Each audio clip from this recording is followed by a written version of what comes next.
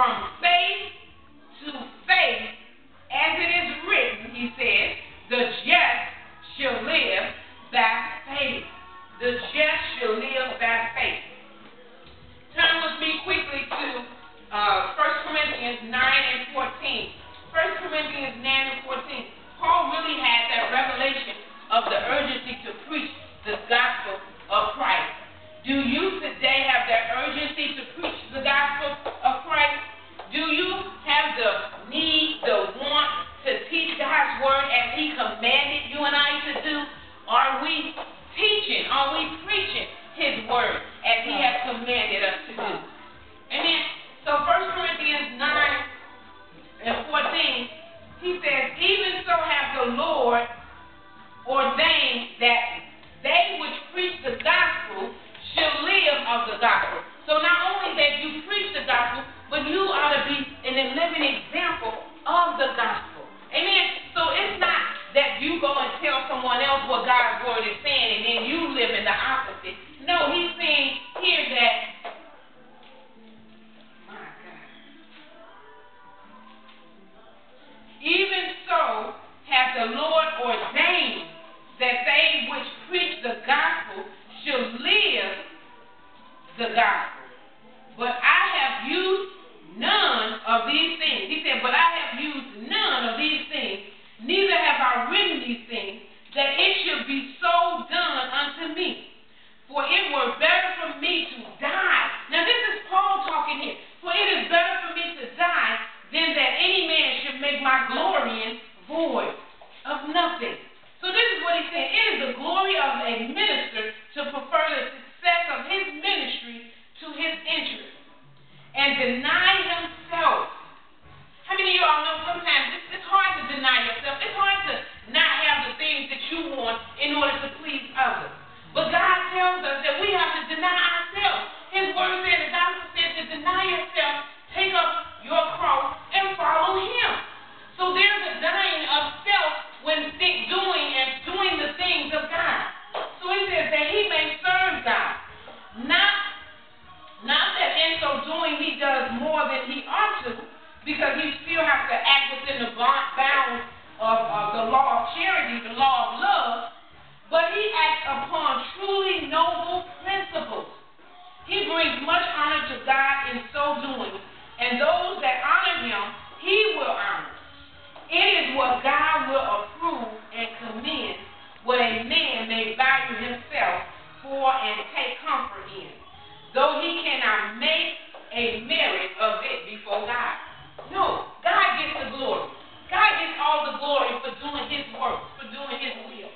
So 1 Corinthians 9 and 14, he says, even so that the Lord ordained they that which preach the gospel. God has ordained you to preach the gospel. He has given you a divine order. Amen. To preach the gospel. Verse 16, this is Paul saying, for though I preach the gospel, I have nothing to glory of.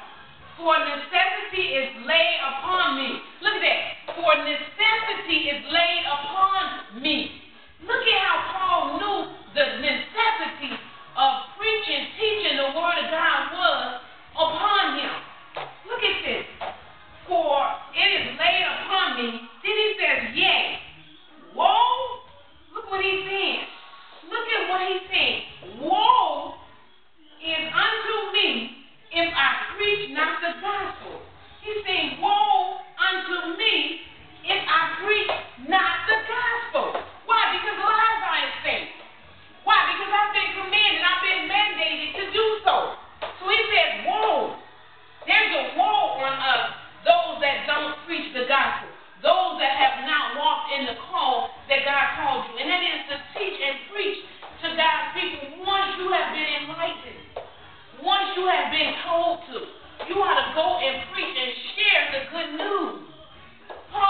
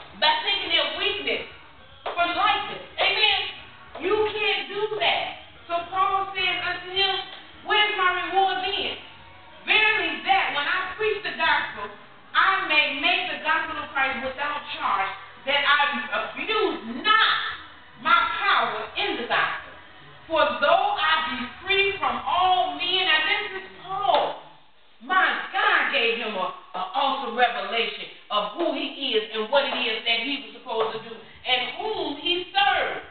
Amen?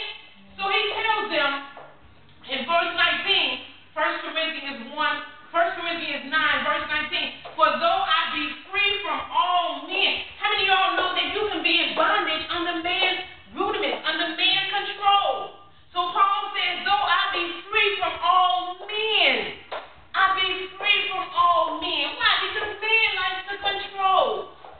Men like to be in control of things. Men like to rule. Men like to feel like he's in charge all the time.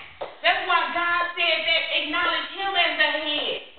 He is the head of your life. Seek him first. It's always God telling us to look to him. Seek him. Believe him. Amen? Amen. Thank you, Jesus.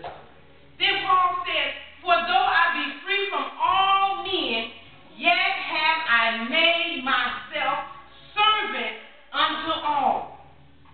Yet have I made myself servant to all, that I may gain the more. Turn with me quickly to Galatians 5 and 13. This is what he's saying. Galatians 5 and 13. Paul is telling them, for brethren, you have been called unto liberty.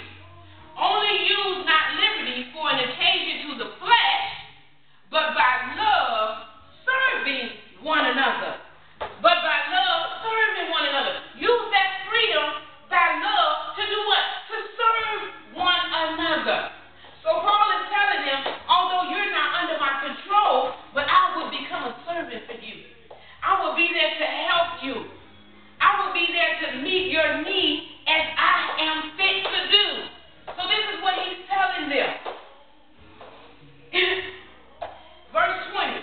And unto the Jews I became as a Jew, that I may gain the Jews. To them that are under the law, as under the law. This is Paul, how he explained how he came to the Jews to teach them. He came to those that was under the law to teach them. Amen.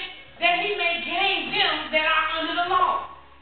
To them that are without the law, as without law, not being without the law to God, but under the law to Christ, that I may gain them that are without law. This is what he's saying. So let's explain. Let me go back and explain what I just said. Amen. What the Bible is just saying. He said he would not sin against God to save the soul of his neighbor, but he would very cheerfully and readily deny himself. The right of God he could not give up, but he might